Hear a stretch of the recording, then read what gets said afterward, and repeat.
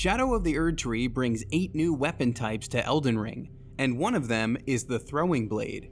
If you're looking to make this mid-range melee option your new main, or if you just want to add it to your arsenal, we've got you covered.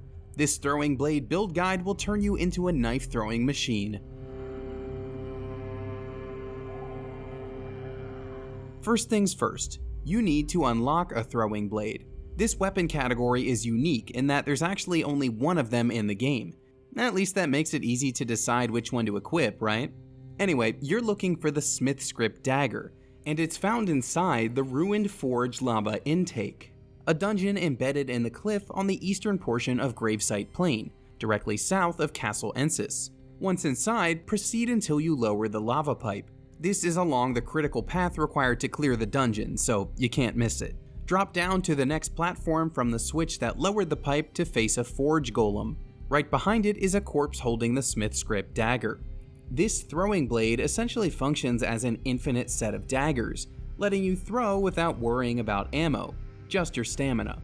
It's not a long-range weapon, that's still reserved for bows and certain spells, but it is very useful for mid-range combat, letting you pepper your enemies with piercing damage without getting too close. Plus, you can proc enemies without drawing the attention of the entire mob.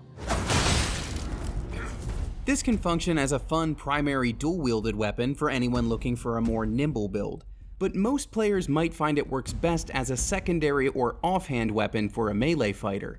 It's a great tool in the field, but not necessarily for bigger bosses. It scales with strength, dexterity, intelligence, and faith. Bear those in mind if you decide to pair it with something else.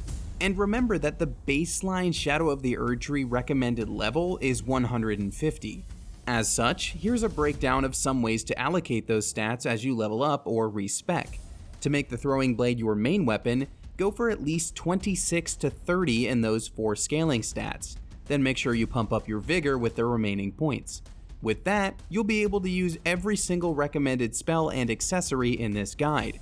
If the Throwing Blade is going to be your secondary, then make sure your melee character has lots of strength and dex, or intelligence and faith for the spellcasters. Then sprinkle in some more of the other 2 stats you're missing to scale the Throwing Blade up a bit more. What matters in all cases is that you stay moving. Think of a Throwing Blade build like your classic rogue, with an emphasis on rolling and backstepping. With that in mind, you're going to need to equip lighter armor. Some of the best light armor sets from the base game include the following: Alberic's set, the Bandit set, and the Spellblade set. You can visit our wiki on IGN for more details on anything in the base game you might not already have. That said, if you'd rather use heavy armor, then the #1 armor recommendation is the Black Knife set. The chest piece gives the benefit of muffling your footsteps, and that's crucial if you're looking to get in some throwing dagger sneak attacks as you approach your enemies. As for talismans, there are actually a ton that will help you here, depending on how exactly you want to utilize the Throwing Blade. The majority come from the base game, and that list is as follows. The Green Turtle Talisman and the Viridian Amber Medallion are good for restoring and extending your stamina, respectively. The 4 Heirloom Talismans, Star Scourge, Stargazer, Prosthesis Wearer, and 2 Fingers, raise the exact 4 stats that scale with the Throwing Blade. For stealth, you can use Crepus's Vial to muffle your footsteps, or the Concealing Veil to help you escape an enemy's gaze via crouching. Since the Throwing Blade is essentially a rain of daggers, you could also use the Winged Sword or Rotten Winged Sword Talisman to increase your damage with each successive hit. This is one of the best options for sure. Finally, you can improve your dodge using the Blue Dancer Charm or Crucible Feather Talisman. That's it for the base game. But there are a handful of great talismans added in Shadow of the Erdtree too. The first is the Fine Crucible Feather Talisman, an upgrade to the one we just mentioned. It further increases your backstep at the risk of taking more damage. To find it, head to this spot on the top layer in the tunnels of the ancient ruins of Rao. The talisman itself is up on a tree branch, so walk up the one that connects to the floor and jump across to grab it. You can also get an upgraded version of the Green Turtle Talisman, dubbed the Two-Headed Turtle Talisman. That's found in this cave along the river just south of the Templetown ruins. Just take out the enemies guarding it first. Finally, we recommend the Smithing Talisman, because it was clearly designed with the Smithscript Dagger in mind.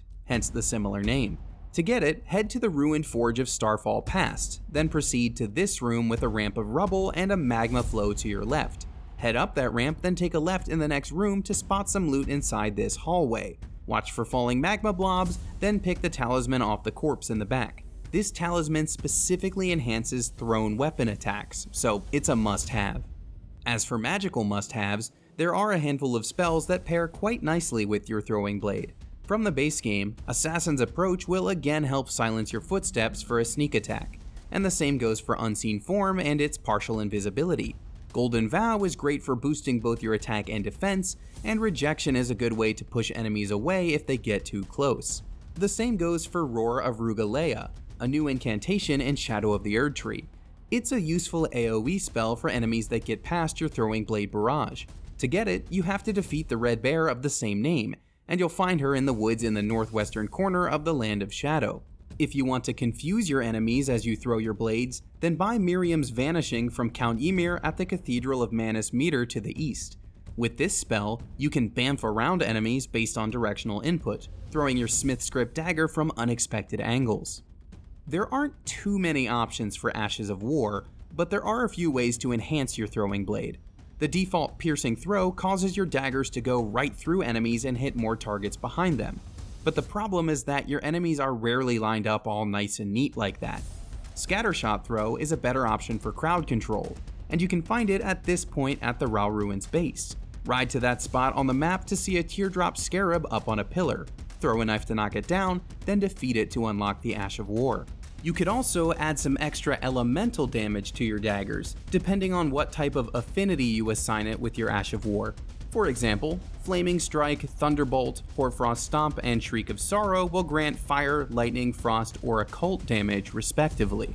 Your other good option is to give yourself another tricky dodge maneuver, and Bloodhound Step from the base game will really do the trick. Use it to continue chucking daggers as you slip right past enemies with your invisible dodge. Finally, we have the Flask of Wondrous Physick, and since there are only a few new crystal tiers in Shadow of the Erdtree, there are really only two main ways to go here, using tiers from the base game. First, you could load up any combo of Strength not Crystal tier, Dexterity not Crystal tier, Intelligence not Crystal tier, and the Faith not Crystal tier to boost any of the stats that make the throwing blade better. Alternatively, you can use the Thorny Cracked tier to enhance your repeated throws, and the Windy Crystal tier for better dodge rolls. Even though there's only one choice for a throwing blade in Shadow of the Erdtree, there are a ton of choices about how to build out a character for this new weapon type. Whether you want to focus on the Smithscript dagger or simply add a new sidearm to your loadout, this guide has a ton of recommendations. You can find more build guides just like it right here at IGN.